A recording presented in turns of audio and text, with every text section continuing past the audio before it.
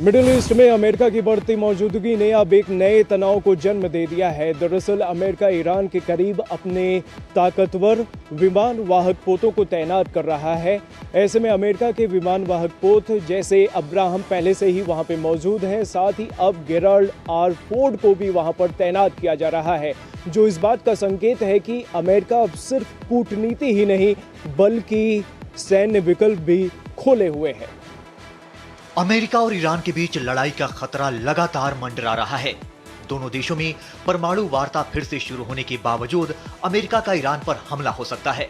ऐसे में अमेरिकी सेना ईरान के खिलाफ कई हफ्तों तक चलने वाली लड़ाई की तैयारी कर रही है। अमेरिका इसके लिए ईरान के पास सैन्य उपस्थिति बढ़ा रहा है। रॉयटर्स ने 2 अमेरिकी अधिकारियों के हवाले से बताया है कि ईरान से लंबे समय चलने वाली लड़ाई की तैयारी बड़े पैमाने पर हो रही है। दोनों अफसरों ने दावा किया कि इस बार लड़ाई दोनों देशों के बीच पहले से ज्यादा गंभीर हो सकती है। ये बीते साल जून की तरह नहीं होगा, जब अमेरिका ने इजरायल के पक्ष में आते हुए ईरान में रात को हवाई हमले किए थे। अब की बार दोनों देशों में एक लंबी लड़ाई हो सकती है। डोनाल्ड ट्रंप के आदेश पर ईरान के आसपास मिडिल ईस्ट में अमेरिकी मिलिट्री जमा हो रही है।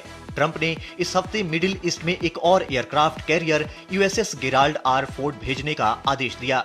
ये विमान वाहक पोत 75 से अधिक विमानों को एक साथ सहायता प्रदान कर सकता है। दोनों अमेरिकी अधिकारियों के अनुसार इस बार अमेरिका मिलिट्री न्यूक्लियर इंफ्रास्ट्रक्चर के साथ साथ ईरानी सरकार के महत्वपूर्ण ठिकानों को भी निशाना बना सकता है। ऐसे में ये अभियान लंबा खींच सकता है।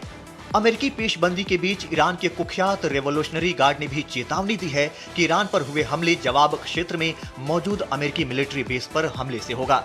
अमेरिका के जॉर्डन, कुवैत, सऊदी अरब, कतर, बहरीन, यूएई और तुर्की में बेस हैं।